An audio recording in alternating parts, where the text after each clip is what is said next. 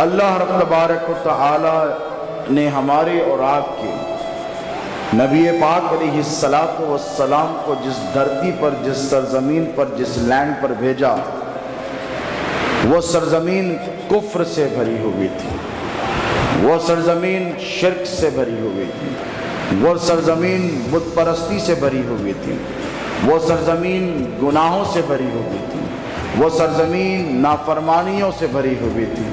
اس سرزمین پر رہنے والے اللہ رب تبارک و تعالیٰ کے نافرمان بندے تھے، اللہ رب تبارک و تعالیٰ کے احکام سے روگردانی کرنے والے تھے، بت پرستی کرنے والے تھے، شراب پینے والے تھے، زنا کرنے والے تھے، گناہ کرنے والے تھے، سود کا کاروبار کرنے والے تھے، قتل اور غارت گیری کرنے والے تھے، اور یہاں تک کہ معاشرے کی جو سب سے زیادہ جسے گراوٹ تصور کیا جائے، اپنی بیٹیوں کو جب وہ بیٹی پیدا ہوتی اولاد تو اسے زندہ دفن کر دینے والے تھے۔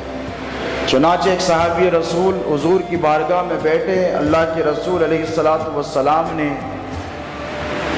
بیٹیوں کی فضیلت، ان کا رشتہ، ان کا ادب، ان کا احترام، عورت کا مقام بتایا تو زار و قطار رونے لگے۔ حضور نے پوچھا کہ اس کو کیا ہوا ہے، اس قدر کیوں رو رہا ہے، اسے کوئی تکلیف ہے، بلا کر لاؤ۔ وہ آئے، حضور کے قریب بیٹھے، رونے لگے، بے تحاشا رونے لگے۔ حضور نے پوچھا ماجرا کیا ہے، مجھے بتا تو صحیح۔ تو کہنے لگے یا رسول اللہ، زمانے جاہلیت میں ہمارے پاس یہ رواج تھا، مکے کا بتا رہا ہوں، مکے کا یہ رواج تھا کہ جب کوئی لڑکی پیدا ہوتی تو ہم اسے زندہ دفن کر دیتے ہیں۔ کیوں؟ ہماری آن بان کو ٹھیس پہنچتی کہ ہمارے پاس بیٹی ہوئی ہے، بیٹا پیدا نہیں ہوا ہے۔ انہوں نے کہا کہ یا رسول اللہ ایسا ہی میرے ساتھ ہوا، میں سفر پہ تھا اور گھر میں لڑکی تولد ہوئی، پیدا ہوئی، تو میری بیوی نے، اس کے مائیکال والوں نے یہ ڈر کر کے کہیں میں بھی اسے دیگر لوگوں کی طرح زندہ دفن نہ کر دوں، اسے چھپا دیا۔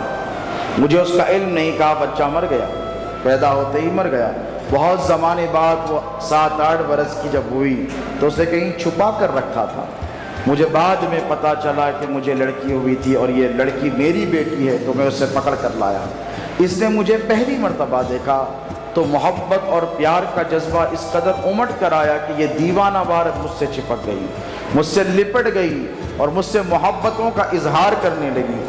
میری بیوی سمجھ گئی کہ میں اسے اب زندہ دفن کرے بغیر سانس اور دم لینے والا نہیں ہوں۔ میں نے کہا چل میرے ساتھ، تو یہ سمجھی کہ باپ زمانے بعد ملا ہے، اتنے سال کے بعد پہلی بار ملا ہے، مجھے کہیں تفریح کے لیے، سیر سپاٹے کے لیے لے کر جا رہا ہے۔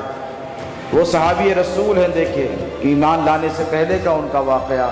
وہ کہتے ہیں کہ میں ہاتھ پکڑ کر اپنی بیٹی کو لے کر گیا اور لے کر جا کر میں گڑھا کھودنے لگا زمین کا، تو وہ کہنے لگی بابا آپ اتنی دھوپ میں، صحرا میں، اتنی گرمی میں، اتنی گرم ریت کو کھود رہے ہیں، آپ کو زحمت ہوگی، شام کے وقت کریں۔ اسے کیا پتا کہ اس کا باپ اس کے ساتھ کیا سلوک کرنے والا ہے۔ اور یہاں تک بھی کہ جب ان کے جسم پر مٹی گرد لگ جاتی تو لڑکی اپنے ننھے ہاتھوں سے اس مٹی کو صاف کرتے رہتی۔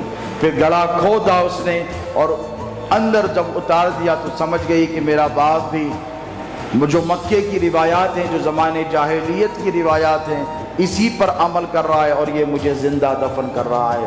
تو میں مسکراتے رہی۔ وہ کہتا ہے کہ شخص میری بیٹی مسکراتے رہی، روئی نہیں تاکہ میرے دل کو تکلیف نہ ہو، یہاں تک کہ میں نے مٹی برابر کر دی اور وہ زمین میں دب کر مر گئی، رونے لگی۔ تو یہاں پر قربان جائیں میرے اور آپ کے نبی کے کہ حضور نے سزا نہیں دی، ان کو کہا یہ زمانے جاہلیت کی باتیں ہیں، یہ اسلام آنے سے پہلے کی باتیں ہیں، یہ حق کے آنے سے پہلے کی باتیں ہیں۔ اس وقت کی بات ہے جب میں نبی بنا کر مبعوث نہیں کیا گیا تھا، میں نے تم لوگوں کو پیغام نہیں دیا تھا، تم نے اسلام قبول نہیں کیا تھا۔